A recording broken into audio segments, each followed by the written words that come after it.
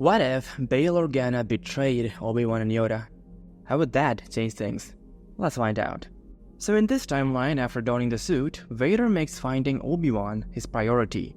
In the original timeline, after putting him in the suit, Sidious had sent Vader on several missions, including one where he had to make a new lightsaber, but in this timeline, Sidious would not do that. Instead, believing that going after Kenobi would make Vader stronger, Sidious implores Vader to hunt down the person who left him to burn to death. And to motivate Vader a little more, Sidious would also make him believe that it was Obi-Wan's presence on Mustafar that got Padme killed. He took everything from you, Lord Vader. Now you must make him suffer for it. This is what Sidious told Vader, and Vader believed what his master said. Everything was Kenobi's fault. In the days that followed, Vader found himself replaying the fiery duel on Mustafar over and over in his mind, and with every recollection, his resolve to find and destroy Kenobi intensified.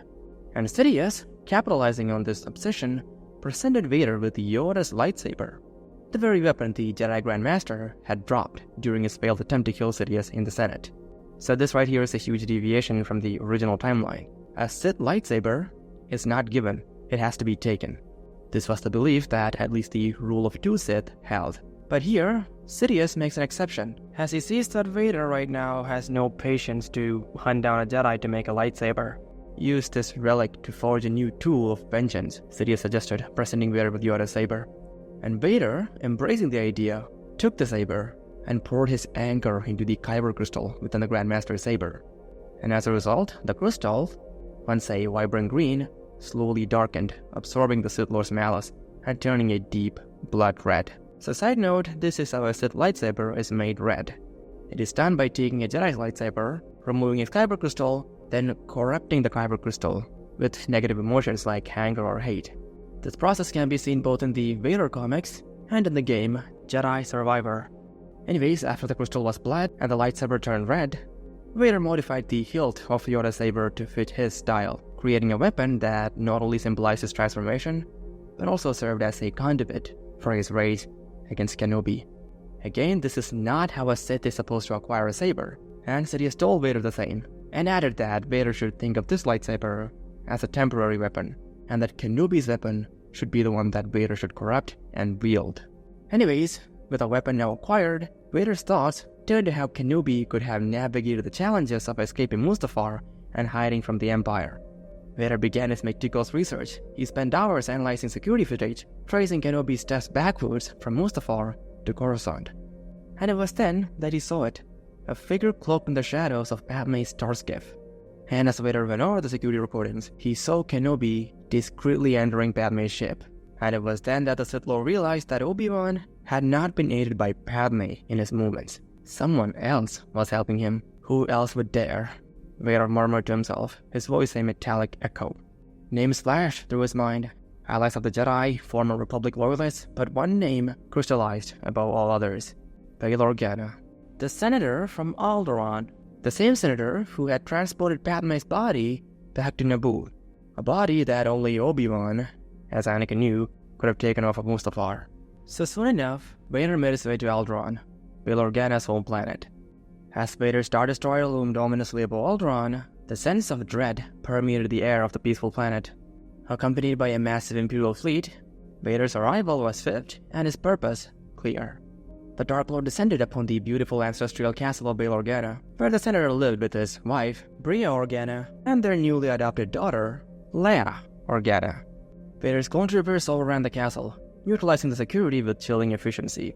Within moments, Bail Organa, Breha Organa, and a 1-month-old Leia Organa were forcefully brought before the Sith Lord in their grand hall. Bail, his face a mask of concern and confusion, tried to assert some control. What is the meaning of this intrusion? This is sovereign territory. Before he could finish, Vader's hand shot out, using the Force to grip Breha, lifting her into the air. As she choked, struggling for air, fear etched across Bail's face. "Remove everyone but the family," Vader commanded coldly, his modulated voice echoing through the hall. The clone troopers and Imperial officers fled out, leaving Vader with a small, frightened family. And once they were alone, Vader's gaze turned back to Bail, who watched helplessly as his wife gasped for breath. "Senator Organa," Vader began, his voice low and threatening, "I require answers. How did you come to find Senator Amidala's body?" Bail, with his voice strained under the weight of the situation, replied while trying to maintain his composure.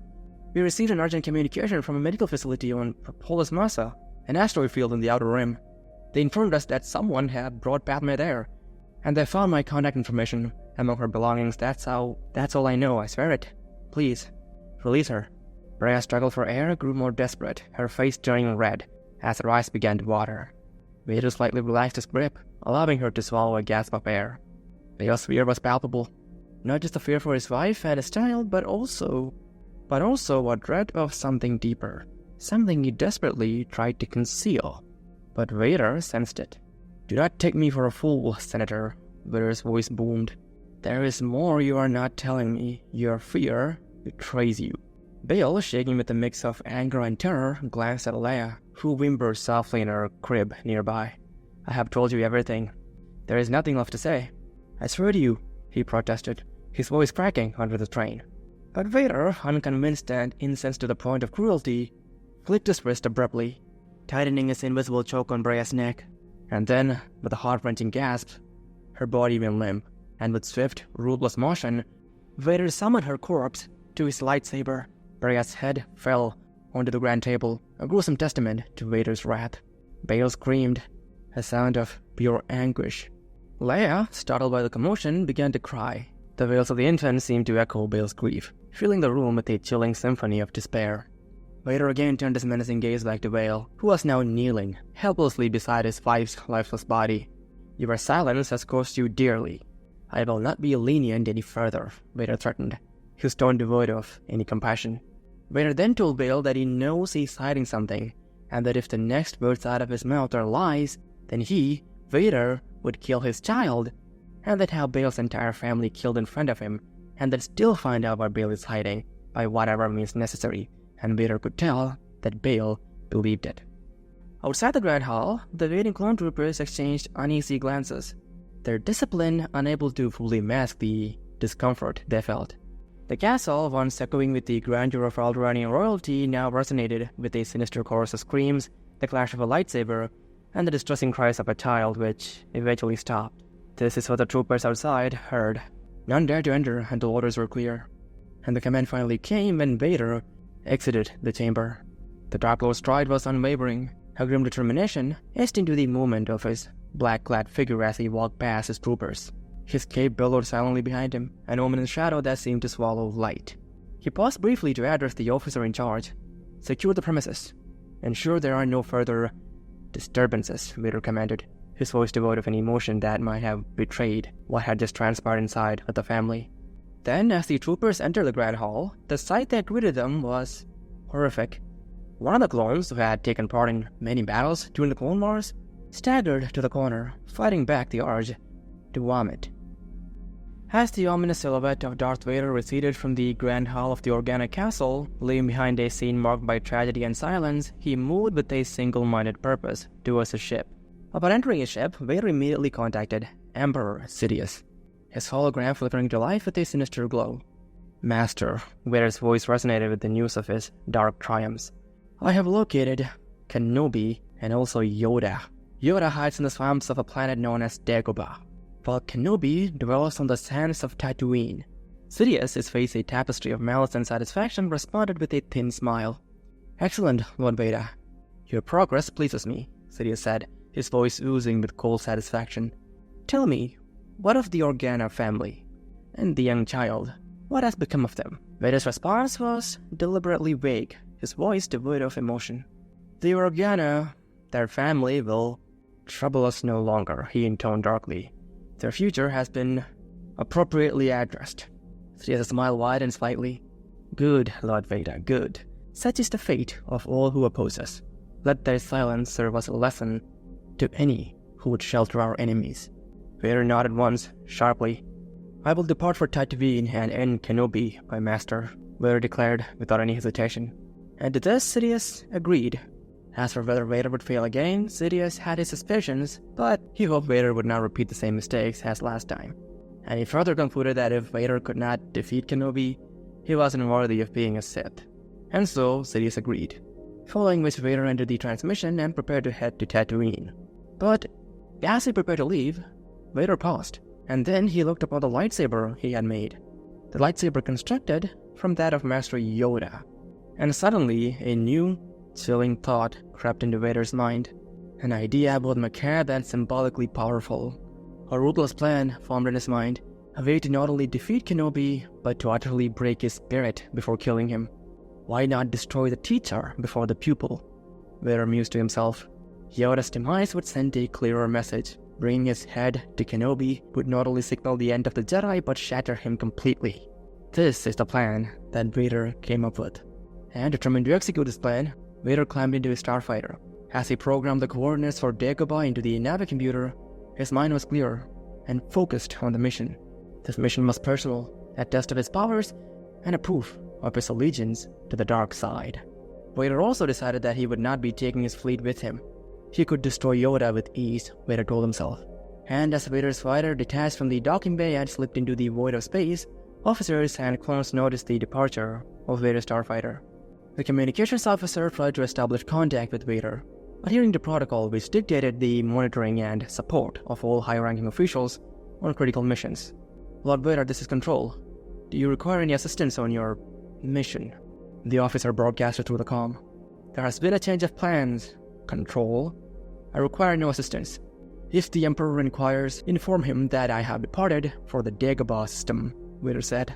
And before the communications officer could respond, Vader switched off the communications panel with a decisive flick. He knew his actions might draw concern or attempts to contact from his subordinates, and Vader wanted none of those interruptions in what he considered a sacred vendetta. As Darth Vader jumped into hyperspace to approach Dagobah, the ripple of concern it caused was profound, especially when Emperor Palpatine learned of Vader's unilateral decision to divert from the initial plan of confronting Kenobi to seeking out Yoda. Lord Vader has rerouted to Dagobah, my lord, an officer reported. Dagobah? Palpatine echoed, a sharp edge of alarm piercing his voice. Yes, my lord. He instructed us to inform you. Palpatine paused, his fingers deepening in deep thought. He knew all too well the extraordinary capabilities of Yoda, and he understood that Vader, still adapting to his new mechanical suit and reeling from his recent transformations, might not be a match for such a formidable foe. Lord Vader might not be ready for this, Palpatine muttered, more to himself than anyone else. He then quickly turned to the communications panel, tried to contact Lord Vader immediately, command him to abandon this course and continue with his original mission. The officer who took this command again tried to contact Vader, but with no success due to Vader's deliberate radio silence. Palpatine realized he needed to take a more decisive action. Prepare my shuttle, Palpatine ordered Master Meta, who was standing next to him. I will go to Dagobah myself. Additionally, dispatch the 5 of his legion to assist. They will follow in a separate transport. Yes, my lord, Master Meta responded, and without wasting any time, Darth Sidious made his way to his ship, because he could sense that Lord Vader was in danger. Again. In the dense, mist-covered swamps of Dagobah, Yoda sat quietly in his humble hut, tending to a small fire that flickered and danced with each drop of rain that managed to seep through the thick canopy above. The Grand Master's expression was one of contemplation and calm, but it shifted suddenly as a dark presence touched the edges of his senses, a presence filled with anger and raw power. Yoda stilled, his hands posing over the flames. The dark energy was powerful, and distinctly familiar, though marred by pain and hate. Approaching the darkness, yes, Yoda murmured. The realization that this being was coming alone suggested a determination and purpose that was chilling. Yoda then wondered what this could mean. Had the Empire discovered him? If so, then it was not only he who was in danger. What if the Empire finds Obi-Wan and through him, Anakin's son? If found I am, compromised, Master Kenobi might be, Yoda concluded, his voice a whisper among the sounds of the swamp. With deliberate movements, Yoda reached for an old communicator, a device he had hoped never to use. He activated it, sending a signal to Tatooine. When Obi-Wan's image flickered to life, the concern was evident on both their faces. Because Kenobi knew that Yoda contacting him meant that something was most likely wrong. Compromised, we may be, Obi-Wan, Yoda stated urgently. Found, this planet has been. A dark presence approaches this planet. Seek refuge, you must. Obi-Wan's expression hardened with understanding. Yes, Master. And the boy? What should I do? Stay, Luke must. Better hidden, Luke will be, if with you he is not. Remember, believe all that with Padme, her children, perished. If with you Luke stays, he will be in danger. It is possible that the Empire does not have a full picture on what transpired. Luke and Leia's survival, they might not know. Best option it is to leave Luke with his family. In response to this, Obi-Wan nodded. I understand, Master. I will make preparations immediately. After a brief pause filled with unspoken concern, he added the following. May the Force be with you, Master. And with you as well, Obi-Wan, Yoda replied, ending the transmission. He then turned his attention back to the approaching darkness. Standing at the entrance of his hut, Yoda closed his eyes, reaching out with the Force to sense the nearing entity more clearly. As he stood there, his small figure a bastion of calm in the creeping fog, Yoda readied himself. The future of the galaxy could well depend on the outcome of this encounter. And then, as moments passed, Yoda sensed the ship landing pretty close to the dark side vergence, the cave, close to which Yoda had set up his hut.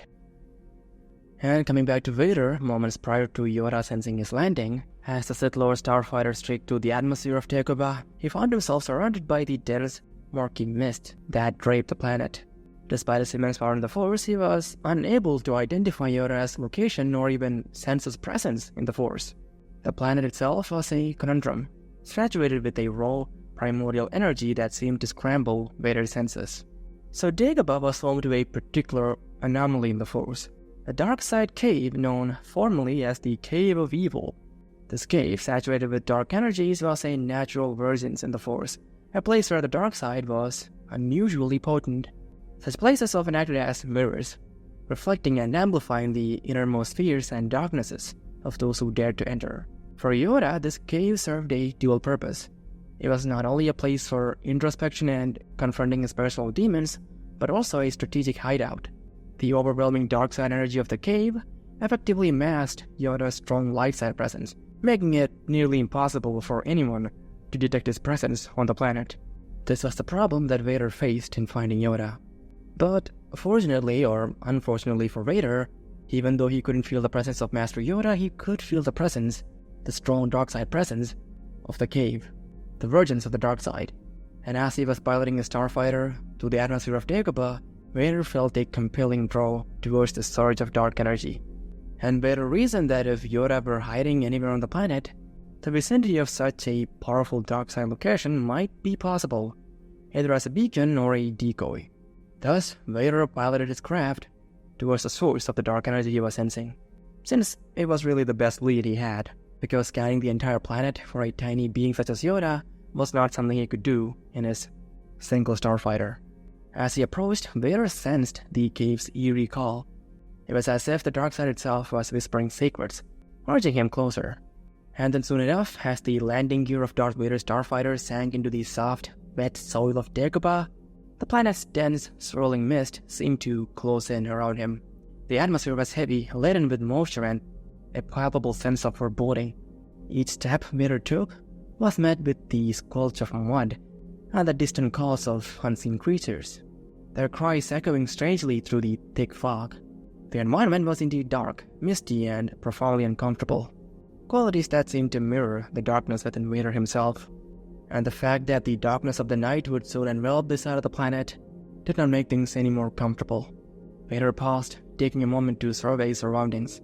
The eerie stillness of the swamp was intermittently broken by the low hums and rustles of wildlife, creating a disconnected symphony that resonated with the dark side energy pulsating from the cave nearby.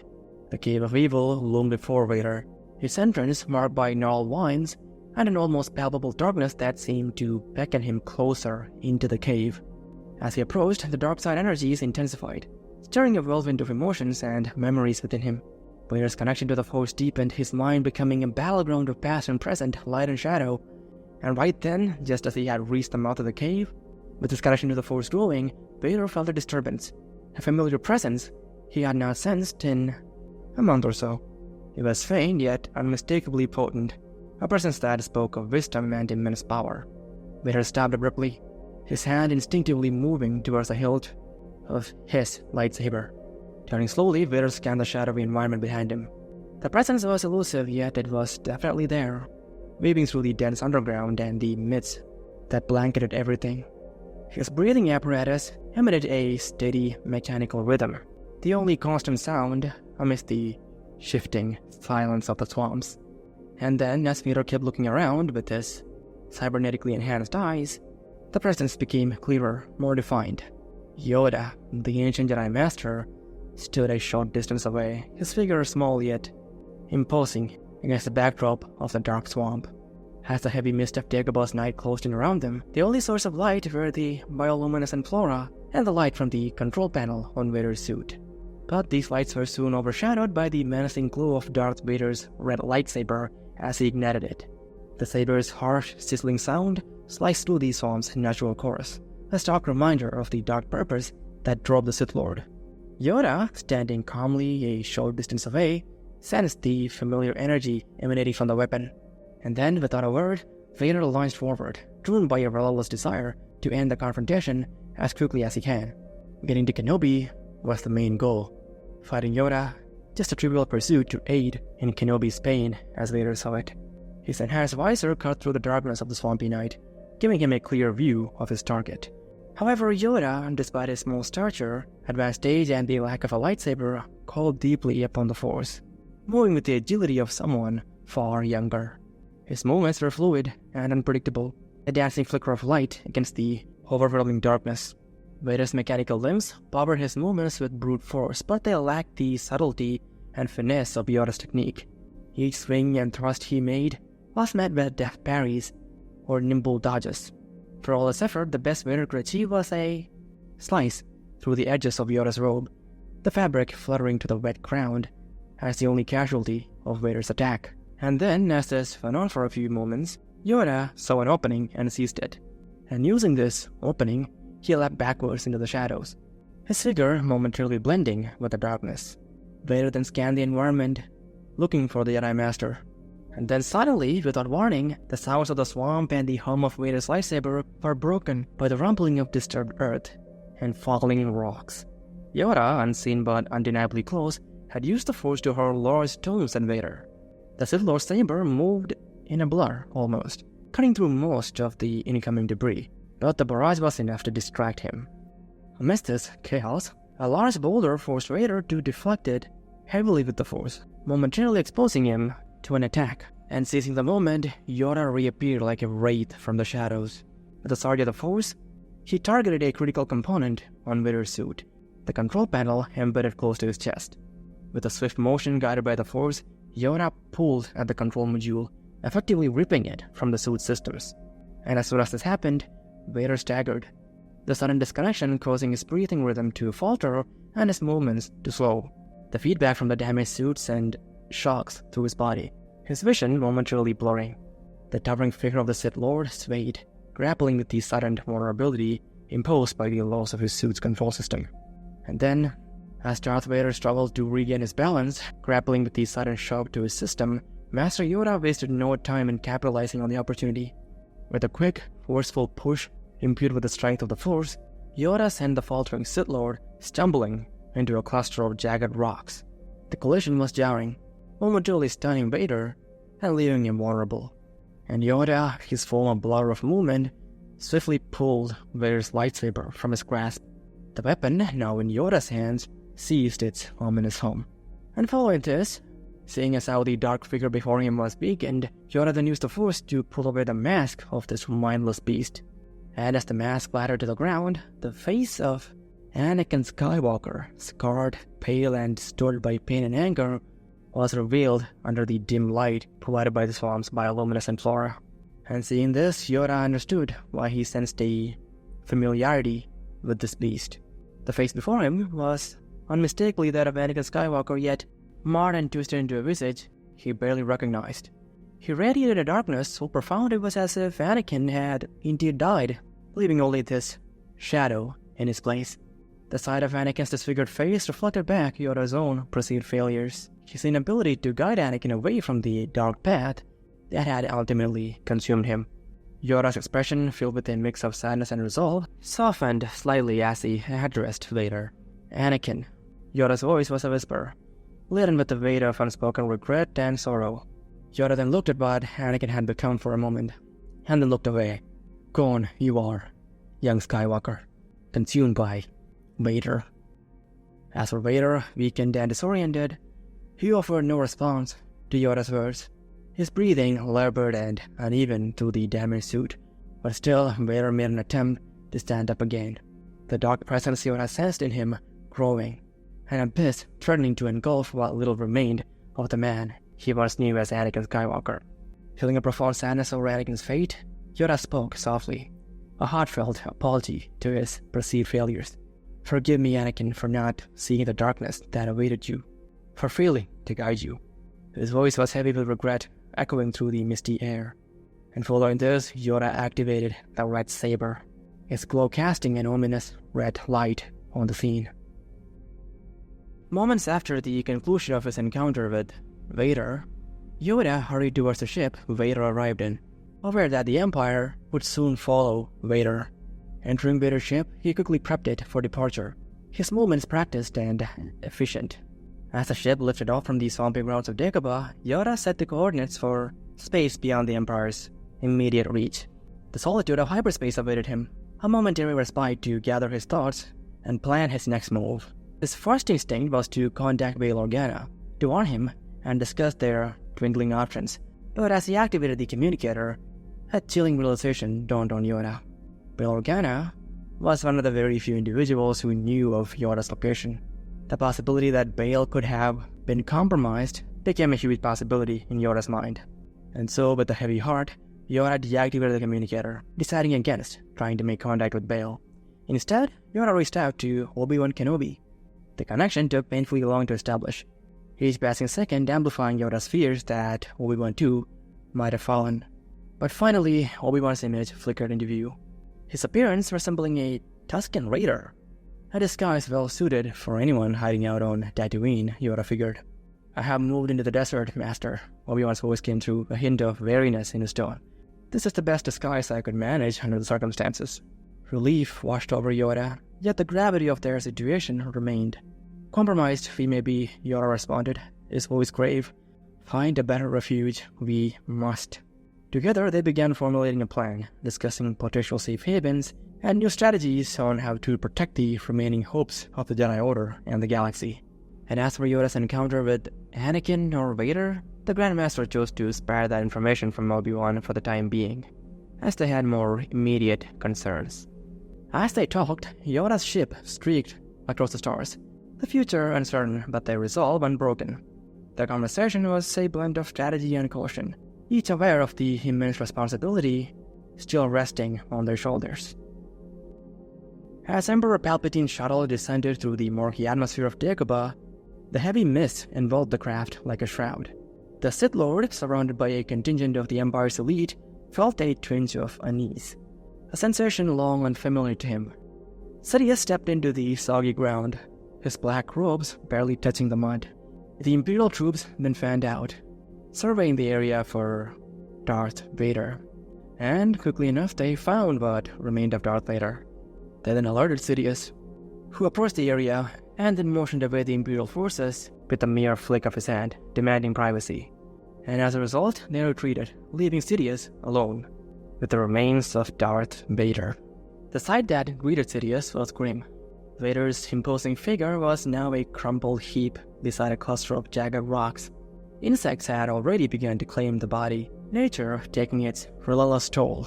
Sidious stood over the remains of Vader, his eyes starting from Vader's body and his head, which lay a little further away from the body. And looking upon the sight, Sidious quickly figured that Yoda had most likely taken his lightsaber back from Vader and used it to separate Vader's head from his body. The lifeless eyes within Vader's head stared emptily back at Sidious, a stark reminder of the raw potential that had been squandered. For a rare moment, Sidious allowed himself to feel a sliver of pity. His greatest creation and most profound failure had not fallen in glorious battle, but had been left to decay in the damp obscurity of Dagobah. It was a fate that Sidious felt could have been avoided. "Lord Vader," Sidious murmured, the name echoing softly in the stillness of the swamp. Reflecting on his own part in Vader's downfall, Sidious felt a flicker of disappointment in himself. He should have taught his apprentice that emotions were tools to be wielded with precision, not wild forces that governed one's actions.